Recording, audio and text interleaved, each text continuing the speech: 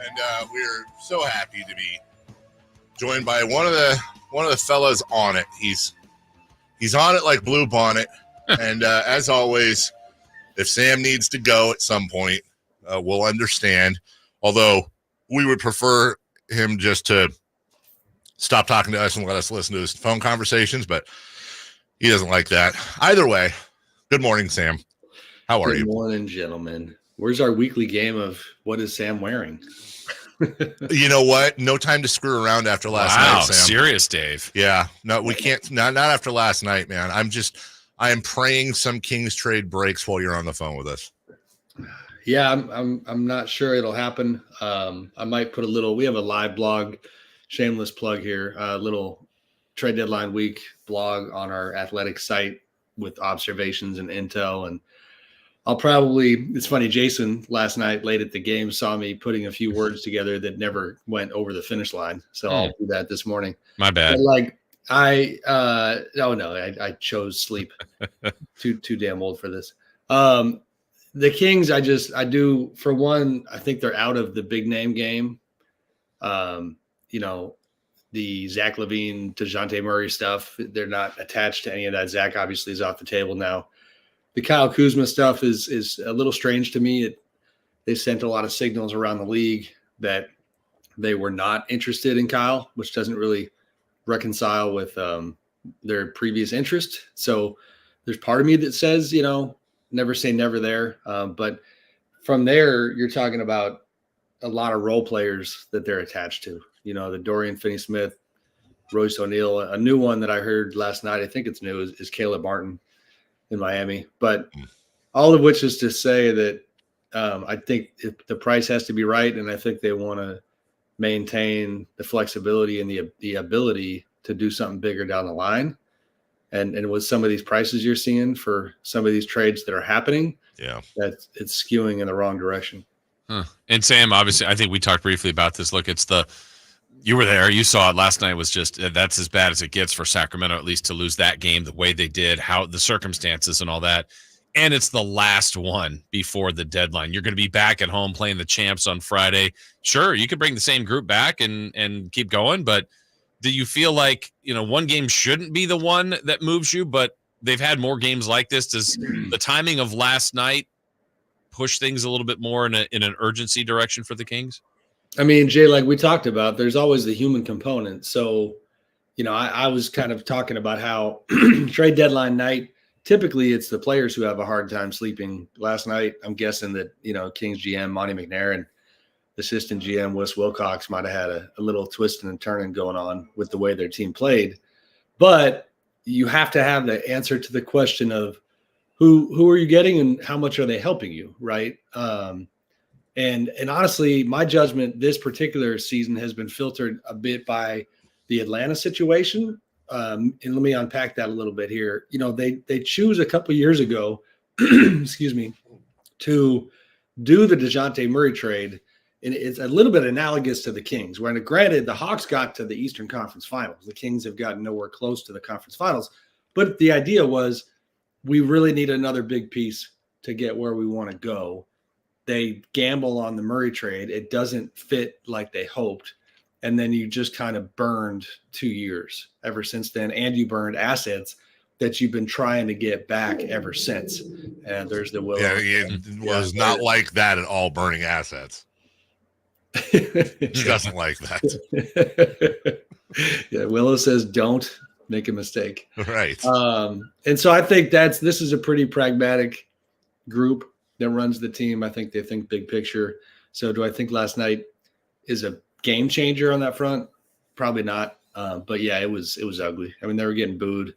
There was one Pistons fan in the house with a classic Ben Wallace jersey on who was having the time of his life, and I was happy for that guy. I'm not going to lie. But everybody else was pretty miserable.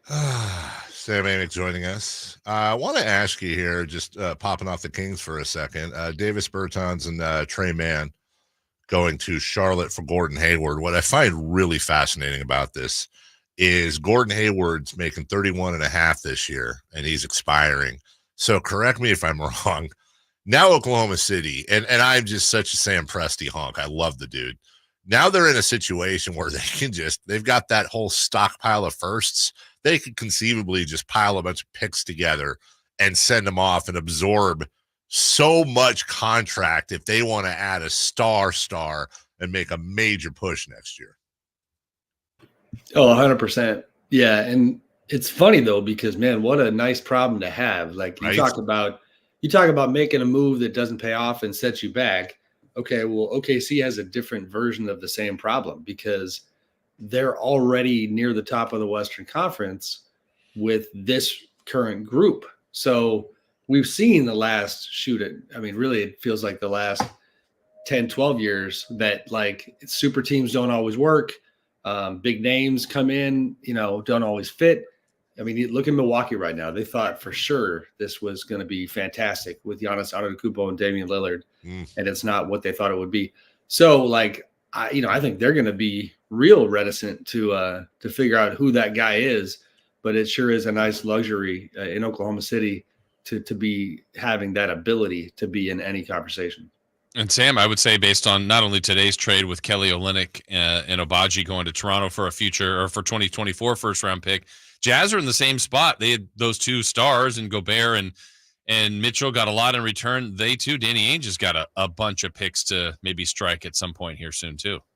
No, I think he does. I think he's got a little more pressure because they don't have a team. You know what I mean? They have Lauri Markkanen, who they're choosing not to let go of, and the price was really high for him, and he likes being there. That's a good fit. I think the urgency is greater there because we always enjoy, I think, analyzing the human component, and Danny is not a spring chicken. You know what I mean? Like he pushed the envelope in Boston all those years. I don't think he's trying to waste any time in Utah.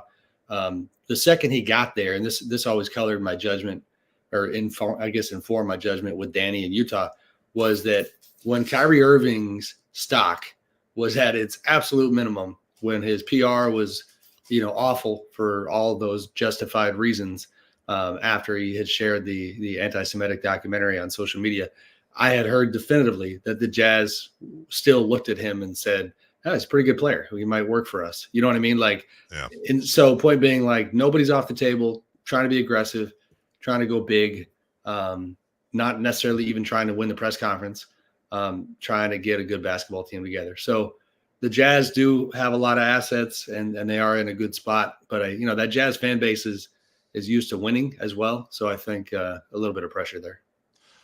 Sam Amick joining us. Sam, there's a player. Imagine a player averaging 22 points, over 7 boards, 3 assists, on damn near 40% 3-point shooting, 47% from the arc. A player that is making $7.9 million this year on an expiring deal and available seemingly, if you believe what you believe, for, I wouldn't say next to nothing, but certainly nothing commensurate with the talent level.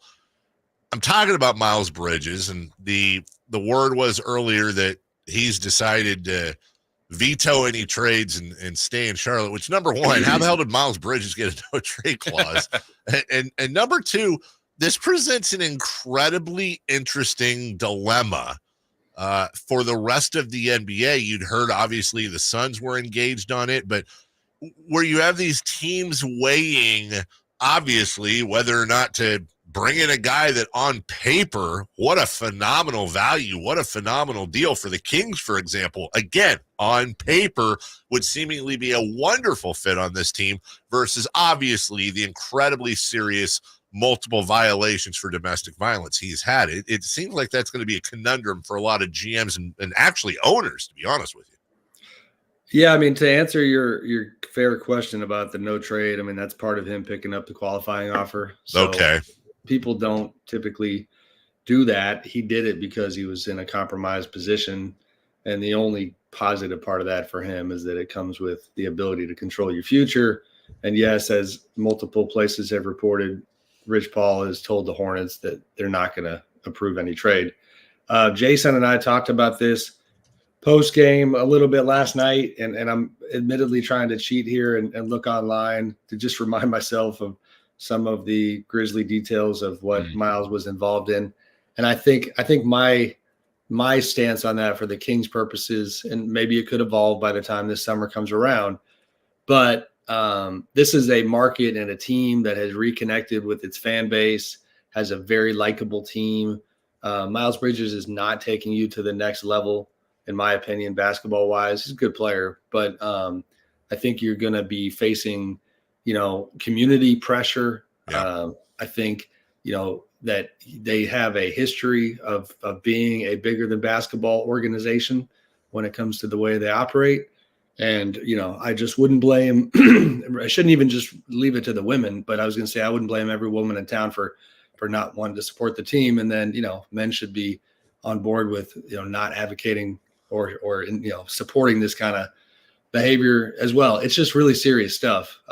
He loses almost an entire season. It was Jay, we talked about it last night. It was, he missed about 3/4 of last year, and then they taxed him onto that.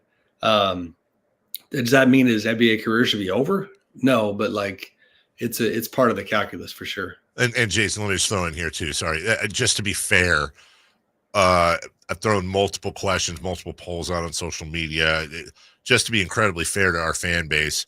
Overwhelmingly, women, men, and just be honest, most of my social media following is men and are Kings fans. I mean, we're talking like 97% overwhelming on thousands and thousands of responses are like, no, I don't care.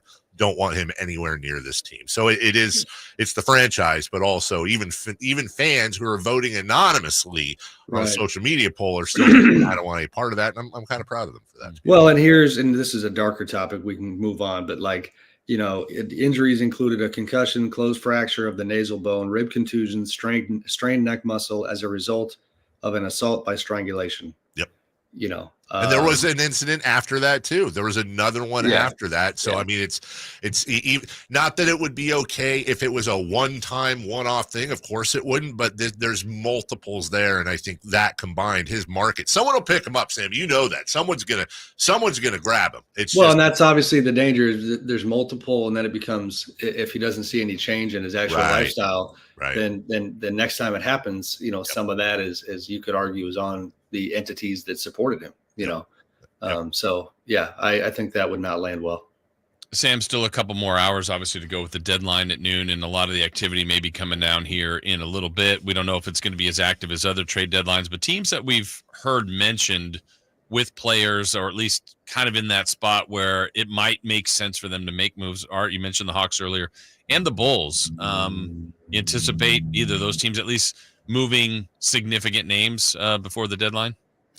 Jay, I was a tiny bit distracted by my phone. You said the Bulls and who and else? The Hawks. Yeah. Yeah, I think they'll both be, man, I don't know on the Hawks. They have a strange group.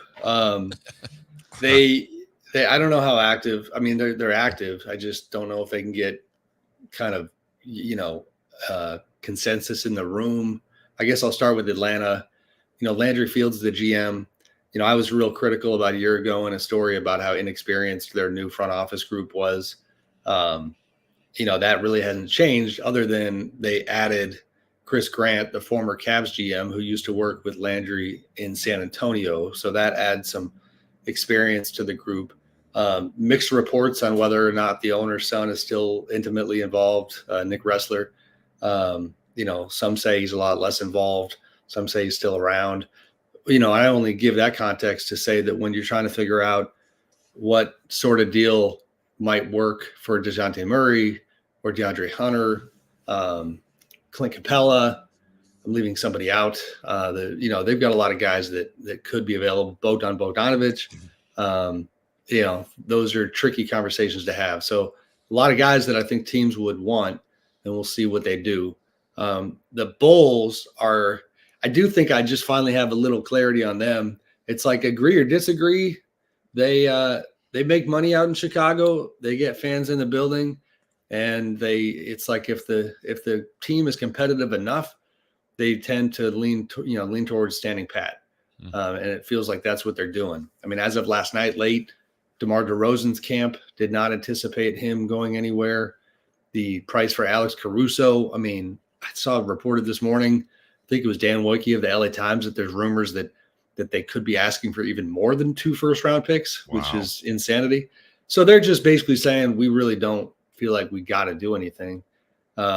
You know, it's interesting, but I think that's where it's at. You know, just a matter of, is somebody going to put enough on the table to get something done there? Sam Amick of The Athletic joining us. Sam, you know, there's still less than 4 hours left in the deadline, but plenty of time. You never know. But it certainly seems like we're kind of barreling towards a very, you know, average to below average trade deadline in terms of excitement. How much of this, if any, in your mind, has to do with the really just starting to understand the new CBA, the aprons, and all this nerdy stuff? I say with a smile that really might be handcuffing or worrying a lot of these front offices. Yeah, I mean, that the apron's playing a big part. You just can't take a flyer on a guy like you used to. Once you're near, you know, the first, let alone the second apron, you just, you know, things get crystallized for you real quick in terms of what is possible. I don't know how much of it is that versus, you know, you've got guys signing extensions at a really high rate these days, and with that, it comes like almost an unofficial no trade clause. You know what I mean? Yep. Like DeJounte Murray's a good example. You know, there's some chatter that, and now his camp did not tell the Pelicans this. That's, you know, what was told to me. But like, you know, the sense was that, do I think DeJounte Murray would have been excited about going to New Orleans? Probably not. And if that word gets back to the Pelicans, then because the guy's on a deal for 4 years, you just kind of, it gives you reason for pause. So these extensions that are big time numbers for the better players, they come with pretty high stakes, and that changes the way that teams move. I mean, if you look at the two guys, higher profile guys that did get moved earlier this trade deadline season with OG Anunoby and Pascal Siakam, both guys were going to be free agents. Those teams can take that calculated risk, you know, knowing that worst case scenario, you know, you lose the guy this summer, but it's just not as much of a marriage as some of these big time extensions. So a lot of layers to it, but it is changing, I think, the way that business gets done. Talking with Sam Amick here from The Athletic. Looks like more reports about another one of the Pistons finalizing a deal to send Alec Burks to the Knicks. Some more stuff working around the edges around the league. Sam, we talked to you a lot about the Kings. How about out west as well with the Lakers and Warriors? There's always kind of national interest, probably local interest here too on those two teams in different spots, trying to get to what they ultimately want. Each of those is a championship. Maybe neither team is that, but any activity with either of those teams anticipated today? The Warriors, you know, are certainly, Andrew Wiggins is the top of their list. And that is, former King Rashawn Holmes getting Rashawn Holmes going to the Wizards for Daniel Gafford. The Warriors are, you know, I mean, Clay's not getting traded, Draymond's not getting traded, Wiggins. So far, as of yesterday, the offers were pretty minimal for. On top of that, and this is perspective gleaned from my podcast co-host Anthony Slater, Warriors beat writer, that the truth about the Wiggins stuff is that ever since Draymond came back and unlocked some lineups with Jonathan Kuminga and Andrew Wiggins together that have actually played really well, that has made Wiggins a little more valuable for the Warriors. And the truth is, if they look out there and say, what do we need as a team? They talk about having long two-way wings, you know, which is at his best, that's what Andrew Wiggins is. So that question of like us, you know, how much better are we going to get based on the offers we're getting so far? Nothing was moving the needle for them. So I think it could be a quiet deadline for the Warriors. The Lakers, kind of similar, to be honest with you. The DeJounte Murray thing was front and center. I wrote a lot about it.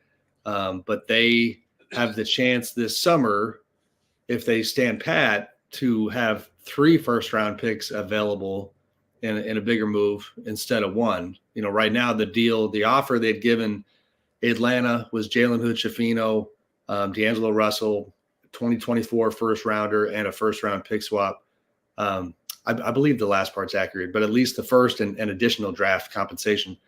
But like the Hawks wanted Austin Reeves. Well, that's not happening. And the Lakers certainly don't want to give up more draft capital because they kind of like that idea of taking a big swing this summer. Now that's tough to reconcile with LeBron James being 97 years old, like that's what they're up against. So I'm very curious to see if they don't do much at the deadline, what kind of mood LeBron is in. Interesting, just going back to the Warriors, the career arc Jonathan Kuminga has been. It was like, a month ago that he'd lost confidence in Steve Kerr, and now all of a sudden he's reeling off 28, 30-point games like it's no one's business. I mean, I'm half kidding, maybe like 10% kidding, not really kidding at all. Like, I think if Jonathan Kuminga goes on to Hall of Fame status, my colleagues at The Athletic should be on the statue. They it was Slater and Shams Charania wrote the story where, obviously with, information, intel, and green light from the Kuminga side that he was very, very frustrated. And that compelled the Warriors, even though they were upset about the story, to finally acknowledge the elephant in the room. And when I look back at that, I actually joked with some of the Warriors people that our guys had done them a favor, because it's kind of like, things get kind of sanitized in the light, if that makes sense. Yeah. And they had to have meetings, they had to talk, they had to clear the air, and they did it pretty quickly. And then they figured out that he's a pretty good player that probably should have been playing more. So as we wrap up, Sam, obviously things can change. Just because you say it now doesn't mean somebody doesn't make a last minute phone call to Monty McNair, but your gut feeling is it either zero moves or very, Kessler Edwards types moves today for the Kings? I mean, maybe somewhere in between. I don't think I'd be surprised by zero. If only because, my goodness, this is a weird analogy, but in my job, there's times when you get tired of making phone call after phone call and not having it yield anything. Right. I can't imagine being, a front office guy who spends 3 months exploring the market and turning over all these rocks and doing all this analysis to have it lead to nothing. So, there's part of me says there's got to be one or two safe enough things that they think could help them that wouldn't, take up too much of their powder, so to speak, that could happen in the next few hours. But and the Kuzma one, I don't know. I'm legitimately on record as being confused by that one, because when you have people around the league signaling that they are off of him, but then some other information that came my way that signaled the opposite, who the heck knows? Maybe we have a surprise on that front near the end here, but that's kind of informed speculation. Well, make sure you follow Sam on Twitter throughout the day. Of course, read him at The Athletic and their live blog, going with his colleagues as well. And subscribe to The Athletic, where you've got everything nice and curated for you. So it makes it easy. You don't have to search around everywhere. Sam, I know the smoke will be coming out of your ears tonight, and be interesting to talk next week and see where everything lands. So thank you, buddy. We appreciate you. Of course. Thank you, boys. Have a great day. Take care. Go Niners. When we come back, speaking of Go Niners, Randy Cross